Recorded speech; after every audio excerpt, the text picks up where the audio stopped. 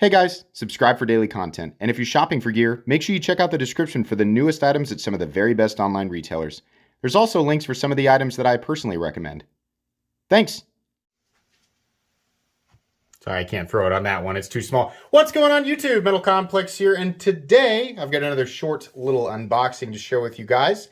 I know exactly what's in here because I ordered it. Thanks so much to my generous patrons who are supporting me right now. There's a link for Patreon right down below. And please make sure to follow me on Instagram at metal_complex. All right, let's go ahead and get in here real quick. This will be fun. Excited. You guys know I like to mod my stuff, right? So what's in here is a modification for my knives. And we have, oh yes, we have a scale for my Eclipse. Awesome. So you guys know I recently ordered the Bowie Eclipse, and while the OD green's fine, I never really care about what the heck the scale is for the Hinderer that I ordered, because I will inevitably change it. I just will. Even if I like the scale color, which OD green's okay, even if I like the scale color, I'm just going to change it. So we're going to install this today, and I'm going to do it like I usually do in Hyperlapse. What is this? It's a burgundy smooth micarta scale. I have never had micarta on a Hinderer. And I've also, outside of titanium, I've never had a smooth surface on a scale before. This is going to pick up hand oils, and it'll change color. That's fine. I want it to. But let's go ahead and do this here real quick. I'll add some music, do some hyperlapse like I normally do. We'll get this thing put together.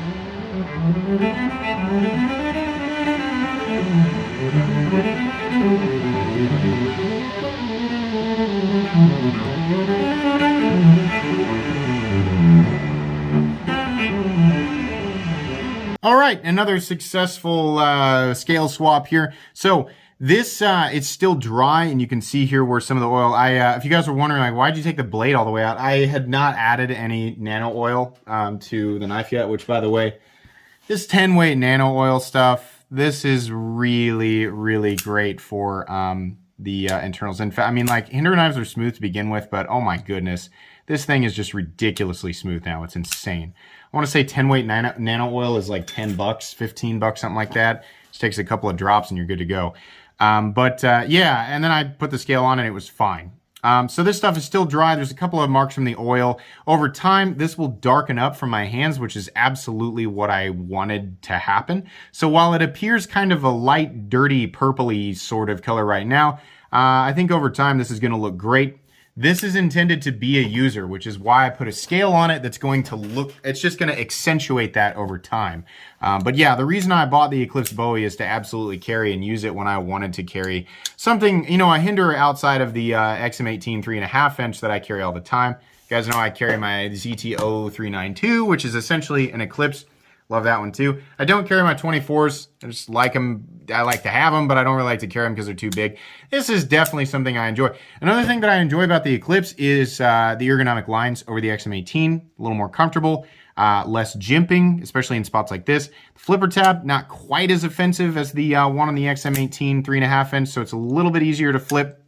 The other thing I love is that it does not have that weird cutout on the liner side, or the show side, where the liner does not match the scale. That's kind of an ugly spot on the XM18 if you've got a G10 scale and not a titanium scale. You can see on mine, my XM18, the whole front scale is titanium, so we don't have that. But if we have a liner with a scale, you have this area right here that's sunk in and it doesn't match up with the scale. Doesn't mean that there's something wrong with your knife. That's how they're all made. But on the Eklipse, they just don't do that. They just match the scale to the liner, which I think is great.